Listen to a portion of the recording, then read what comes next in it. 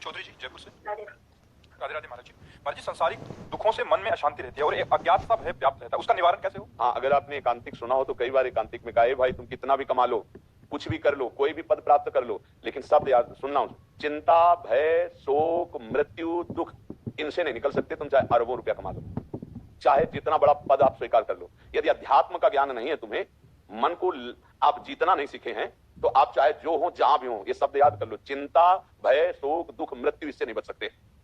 अब भय कल्पनात्मक भय, यहां सब उत्तर मिल जाते हैं। एक आए थे वयोवृद्ध, तो उन्होंने कहा भगवान की कृपा से सब पुत्र हैं, धन है, संपत्ति है, कई मेडल जीते, सब क्या क्या वैसे बता रहे थे, और कह रहे थे अब एक भय सता रहा है कि मरना पड़ेगा, ये सब छूट जाएगा। हाँ, यही इसी भय को मिटाने के लिए समय मिला मनुष्य जीवन। अब ना मेडल साथ जाएगा आपका, और ना बेटा साथ जाएंगे, और ना रुपया जाएगा, ना तुम्हारा घर जाएगा, अब तुम्हें जाना पड़ेगा, शरीर भी छूटेगा। अब कहाँ जाना है उसका तुम्हें पता नहीं, और जहां जाना है यहाँ का सिक्का काम नहीं करेगा, वहां के लिए धन एकत्रित नहीं किया, राधा राधा राधा, अब भय तो लगेगा ही, घबराहट तो पैदा ही हो जाएगी, क्योंकि मरना तो पड़ेगा ही ना।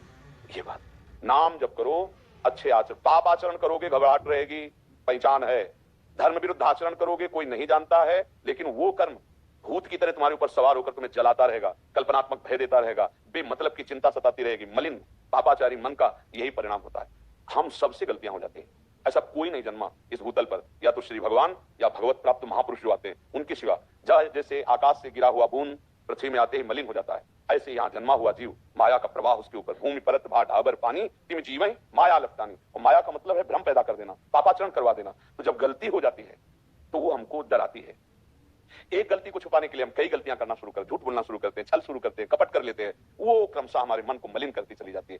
बड़ा अवसर मिला है, जैसे अपने लोग बैठकर चर्चा कर रहे हैं, साधु संग मिला है, अगर अब सुधार कर लो तो हो सकता है। जैसे आपका मन डिप्रेशन में जा रहा है, ये पाप का लक्षण है। आपके द्वारा ऐसे आचरण बने हैं जो ऐसा क्रॉस चिंतन कराते कराते आपकी शक्ति को कमजोर कर दिया। अब बार बार लड़खड़ा करके उसी चिंतन में गिर जाता है संसारिक, और घबराहट पैदा हो जाती है। ऐसे कल्पनात्मक भय ऐसा हो गया तो क्या होगा? अब भय, अब वो धीरे धीरे जिंदा मरा हुआ हो जाता है, कल्पनात्मक भय सता रहा है। उसी से बचने के लिए तो ये अध्यात्म है, उसी से बचे। इसके लिए आप औषधि ले लो, फिर संसारिक चिंतन। जब तक भागवतिक चिंतन नहीं होगा तब तक विश्राम नहीं मिलेगा। देखो, सबको ये पता है कि नींद में आपकी जीवनी शक्ति बढ़ती है, इंद्रियां फ्रेश हो जाती है, एकदम बल आता है। क्या खास बात है नींद में? कौन सी औषधि मिली तुम्हें? केवल 6 घंटे संसार का चिंतन छूटा।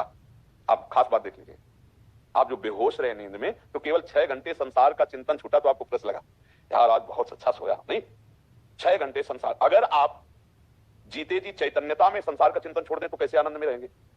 यही अध्यात्म है। संसार का चिंतन छूटा, भगवान के चिंतन में मगन होकर सब काम कर रहे हैं, राधा राधा राधा राधा, झाड़ू लगा रहे हैं, फावड़ा चला रहे हैं, व्यापार कर रहे हैं, ऑफिस जा रहे हैं, रसोई बना रहे हैं, राधा राधा राधा राधा राधा, तो आपको पाप कर्म से बचाएगा नाम। आपको भय लगेगा कि मैं पाप नहीं करूंगा, फिर आपका मन अच्छे अच्छे भाव देने लगेगा, भाव में एक आनंद आने लगेगा। जब पाप हो जाते हैं तो गलत भाव होता है, वो जलाता है मन, वो चिंता करता है। क्या प्रश्न था? महाराज जी, इनका था कि संसारिक दुखों से मन में शांति रहती है, एक अज्ञात भय रहता है, निवारण कैसे? हाँ, उसका ने बताया ना, राधा राधा राधा राधा परम औषधि, भूल कर कोई पापाचरण ना हो। देखो, कुछ गृहस्थी में ऐसे भयानक पाप बन जाते हैं जिनको आप समझते हुए भी नहीं समझते। जैसे गर्भ हत्या है, गर्भ पतन है, कितना बड़ा भ्रूण हत्या, गर्भ हत्या पाप है। क्या माताएं बहनें इन बातों को समझती है कि मैंने कौन सा महापाप कर दिया है? उसको खिलवाड़ समझ रहे हैं। नहीं चाहिए हटा दे, तो तुम्हें सावधानी रखनी चाहिए। गर्भस्थ शिशु की हत्या करा दी। कई ऐसे अपराध होते हैं जिनको हम जानते हैं कि शायद ये पाप हो, हमें तो लगता है सबको पता होगा। ये तो पता ही होगा कि हम जो गर्भ हत्या कर रहे हैं पाप है कि नहीं है। कोई बिरला ऐसा है जो गर्भ हत्या न कराता हो, बिरला नहीं। प्राय ये गलतियां गृहस्थी में सब लोग कर देते हैं। फिर उनको कैसे तुम्हारा हृदय प्रसन्न रहेगा?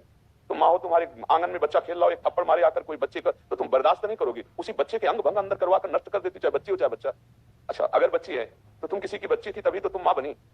तुम्हें अगर सुरक्षित न रखा जाता तो सृष्टि का कैसे? तो ये जो आजकल दिमाग में बैठ गया ना कि बच्चियां, हम कहते हैं कि ये मूर्खता छोड़ो। राष्ट्रपति है हमारे देश की, भारत की राष्ट्रपति देवी है नहीं?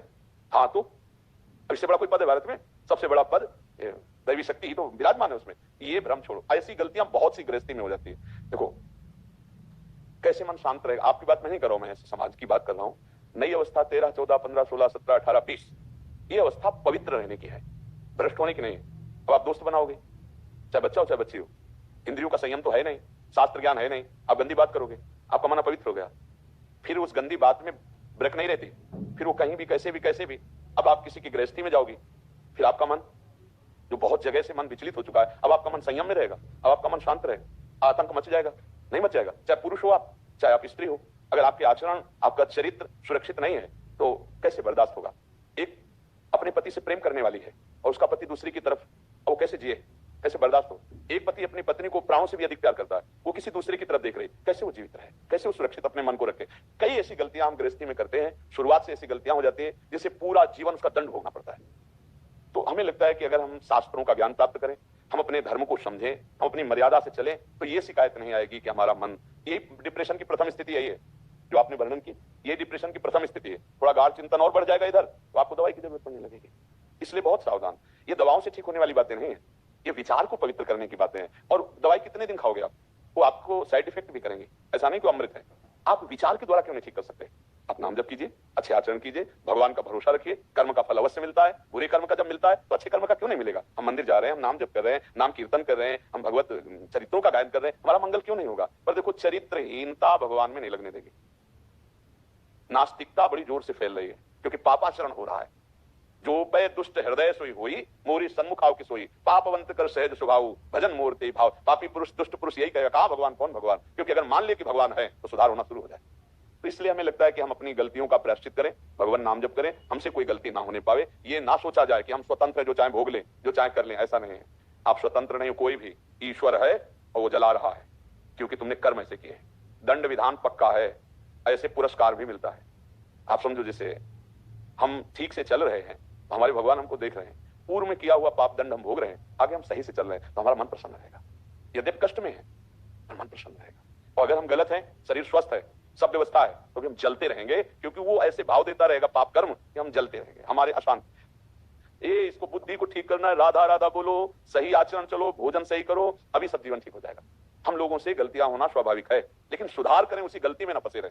अपने लोग बहुत गलतियां किए हैं और चाहते हैं कि हम सुखी हो जाए। कैसे सुखी हो। फसल में बोओगे बमूर, चाहोगे दाक्षुआरा, तो मिलेगा क्या तुम्हें। तो एक कर्म भूमि है, आप जो कर्म कर रहे हो उसका परिणाम बहुत गलत आता है, अच्छे कर्म करोगे उसका परिणाम बहुत अच्छा आता है। तो हमें लगता है कि अब प्रायश्चित कर ले, अभी समय है, नाम जप करो, अच्छे आचरण करो। और सब कोई जानता है कि गलत बात है, गलत बात को वो मत करो। कोई देख रहा है तुम्हें, ऐसा मत सोचो कि यहाँ कोई नहीं देख रहा। हमसे पाप तभी होते हैं जब लगता है यहाँ कोई नहीं देख रहा, लेकिन उसी समय सोचो तुम्हें कोई देख रहा है। जो सबको देखता है वो तुम्हें भी देख रहा है, जो सब जगह है वो तुम्हारे पास भी है, जो सब में है वो तुम में भी बैठा हुआ है। तो गलत ना करोगे तो नहीं आएगा। अब उसका उपाय है बचने का, नाम जप करो, भगवत लीला का गायन करो। जैसे 20 ही मिनट सही, भागवत है, एक एक अध्याय रोज पढ़ लो, देखो उसका प्रभाव तो देखो। और जो प्रसाद पाओ भगवान को अर्पित करके, भोग जो पाओ तो ऐसे ही उनका नाम स्मरण करो, भाव से अर्पित कर दो। अभी देखो बुद्धि शुद्ध होने लगेगी।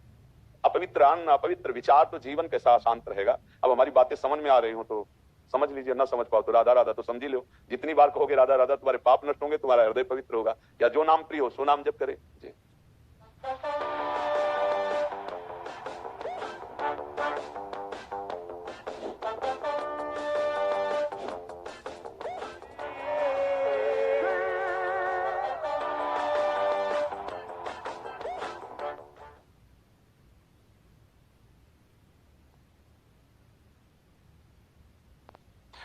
मनोज भाटी जी, गुरुदेव आपके चरणों में कोटि कोटि प्रणाम।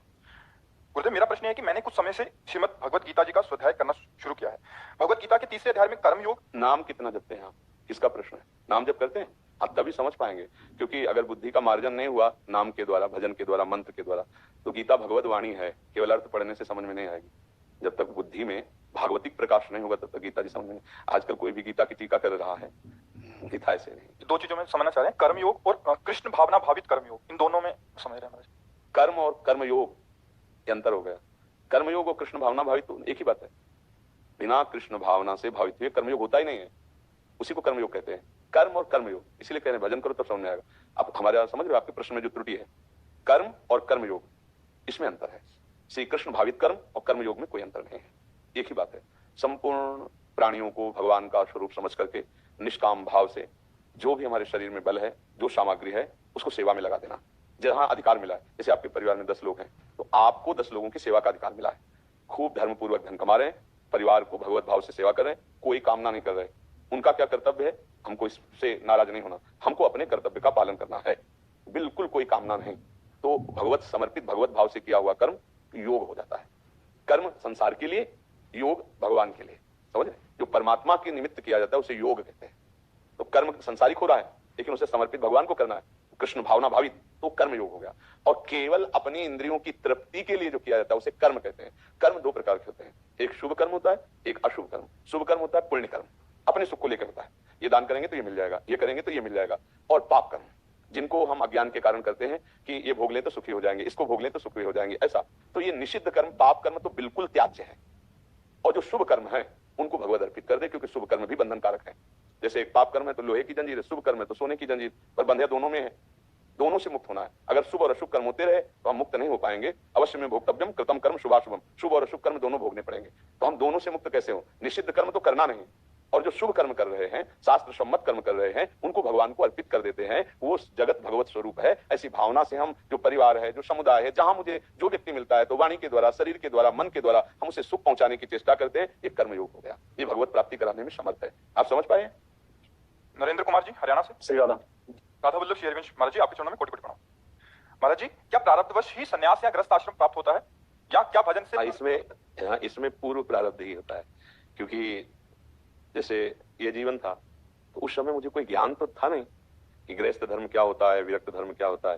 पूर्व प्रारब्ध ने, जो पूर्व में भजन हुआ होगा, उसी ने प्रेरित किया। जैसे हम कक्षा 4-5 में पढ़ते थे, तो स्वभाव, उस समय में ज्ञान तो है नहीं, स्वाभाविक 10 चालीसा का पाठ करना देव मंदिर में जाकर के। जब कक्षा 8 में आए तो बार बार ये चिंतन होना, माँ का शरीर नहीं रहेगा, पिता का शरीर नहीं रहेगा, इन सबका आखिरकार मेरा प्यारा कौन है, हम किससे प्रेम करें, ये तो सब जाने वाला है। अभी कौन विचार दे रहा था। फिर कक्षा 9 में जब थे तो गांव में भागवत हुई। जब 7 दिन भागवत सुना, बच्चे ही थे, निर्णय हो गया कि वास्तविक प्यार तो श्री भगवान से होता है। बस हाई स्कूल में फार्म नहीं भरा, भाग पड़े घर से। अब इसमें हम कहाँ थे? हमारा विचार या हमको कोई समझाने वाला या हमको कोई, तो विरक्त मार्ग जो मिला हमें है तो हमारे पूर्व भजन की प्रेरणा से मिला। अब प्रारब्ध ने हमको सतमार्ग में लगाया। प्रारब्ध कहते पूर्व के किए हुए कर्म।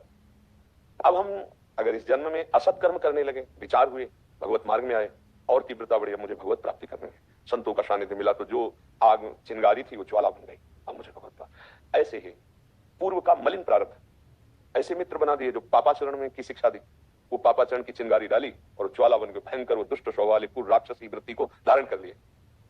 पूर्व प्रारब्ध ने उनको मोड़ दिया।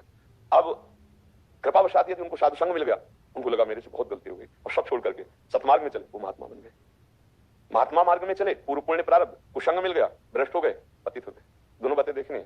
पूर्व का शुभ और अशुभ प्रारब्ध एक बार तुम्हें खड़ा करेगा, गंदी जगह में या अच्छी जगह में। अब इसके आगे की यात्रा जो है, अब आप निश्चय करो, पशु नहीं हो कि जो प्रारब्ध में लिखा वही भोगना है। अब आप आगे भजन करके प्रारब्ध को मिटा सकते हैं, या नवीन गंदा या अच्छा प्रारब्ध की रचना करते हैं। ये दोनों बातें मनुष्य जीवन में है। आपको जैसे गृहस्थी में मिला, अब यहाँ नवीन प्रारब्ध की रचना करो कि पूरे परिवार को भगवत स्वरूप मानकर, धर्म की कमाई के द्वारा परिवार की सेवा करते हुए, नाम जप करते हुए, अंदर से भावना, नाथ सकल संपदा तुम्हारी, मैं सेवक समेत सुतनारी, हर कर्म भगवान को समर्पित। अभी देखो प्रारब्ध बदलने लगेगा। अभी मंगल भवन भगवान की कृपा से सुख, अंदर आंतरिक सुख की वृद्धि होने लगेगी। बाहर के दुख की तो कोई परवाह नहीं है। बाहर का दुख कितना भी आवे, अगर अंदर हृदय आनंदित है तो कोई फर्क नहीं पड़ता। और बाहर का दुख और अंदर की जलन, अशांति, फिर तो इसीलिए बावरा मनुष्य हो जाता है, जिसे कहते हैं डिप्रेशन में चला गया, पागलपन छा जाता है, वैसे पापाचरण, भयंकर हिंसा आदि दोष कर बैठता है।